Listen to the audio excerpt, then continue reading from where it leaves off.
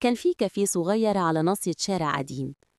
الكافيه ده كان معروف بالهدوء، مفيش دوشة ولا ناس كتير، بس كان فيه دايما كرسي فاضي، كرسي بسيط لونه بني غامق متآكل من الحروف، كأنه شايف كل اللي قعدوا عليه.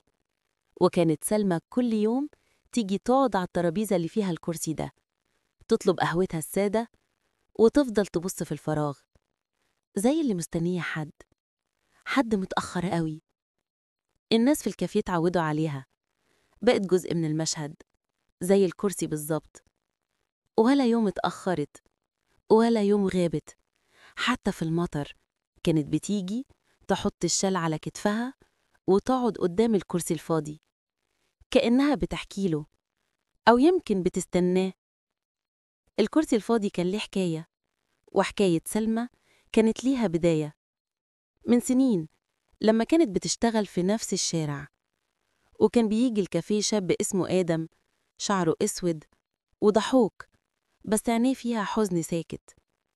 كان بيقعد على الكرسي ده دايما، وهي كانت تقعد قصاده، مش قصدها تتكلم معاه، لكن النظرات كانت كفاية.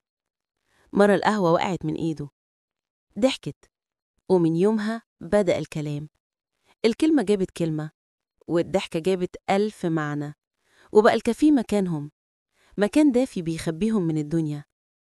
كل يوم يقعدوا على نفس الترابيزة ونفس الكرسيين، هي قصاده وهو على الكرسي اللي بعد كده فضي. مرت شهور، والضحك بقى عادة، والقهوة بقت ذكرى، والعيون بقت بتحكي أكتر من الكلام. بس الدنيا عمرها ما بتسيب حد يفرح كامل. جاله سفر وقال لها هرجع بسرعة. سافر وساب الكرسي فاضي. أول أسبوع كانت بتيجي وتستنى، تاني أسبوع بقت تشرب قهوتها لوحدها، تالت أسبوع بدأت تسكت أكتر، وبعد شهرين اتقال إن الطيارة وقعت. ومن ساعتها الكرسي بقى شاهد على الوجع وشاهد على الوفا. من ساعتها وهي بتجيله في نفس الميعاد، نفس الكرسي، نفس القهوة، ولا كلمة ولا دمعة، بس كل حاجة فيها بتحكي إنها لسه مستنياه.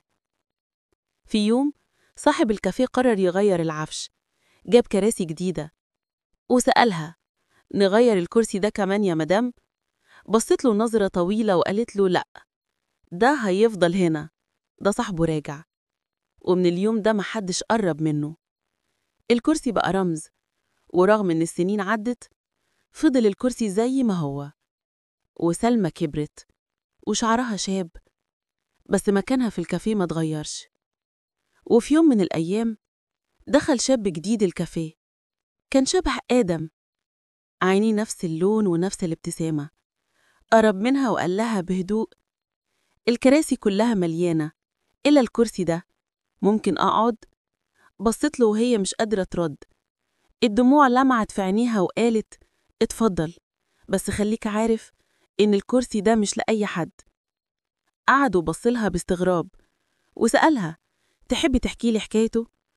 قالت وهي بتبتسم بنص وش وقالت هتحكي نفسها لو فضلت قاعد عليه. ومن اليوم ده الشاب بقى يجي كل يوم، وسلمى بدأت تضحك تاني، مش عشان نسيت، لكن عشان فهمت إن الكرسي ده ما كانش عن آدم بس، كان عن الحب نفسه، الحب اللي ممكن يروح بس أثره يفضل عايش.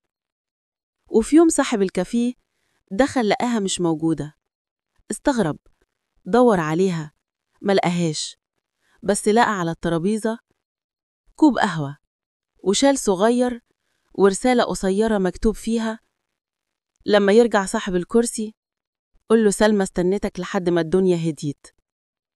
ومن بعدها محدش شافها تاني. بس الغريب إن الشاب بطل يجي، والكرسي فضل فاضي زي ما كان.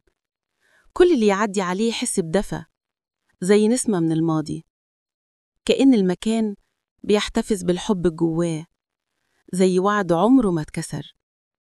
وانتهت الحكاية، بس الكرسي لسه فاضي، مستني حكاية جديدة وحب جديد. قولينا في التعليقات اتعلمت ايه من القصة، ولو قصة عجبتك اعمل لايك وسبسكرايب، وأهم حاجة ما تنساش تصلي على الرسول صلى الله عليه وسلم.